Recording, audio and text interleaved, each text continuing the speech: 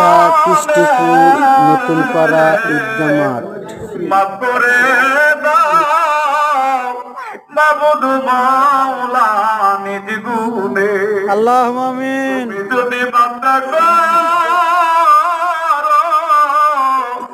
বান্দারে, তোমার বান্দা যাবে মাওলার দ্বারে। আল্লাহুম্মা আমিন। দেখো একটা মাস মাহে রমজান পরে আজকে দিনের দিনে ভিতরে দূরে রাস্তা যাবে ফাতিহা শরীফ পড়ে তোমার হাবিব সাল্লাল্লাহু আলাইহি ওয়াসাল্লাম কিয়াম শেষে আমরা আজকের এই দেশ থেকে তুমি মাওলার ভিক্ষা হারাইছি। আল্লাহুম্মা আমিন। আল্লাহ গুনার দিকে না তাকাইয়া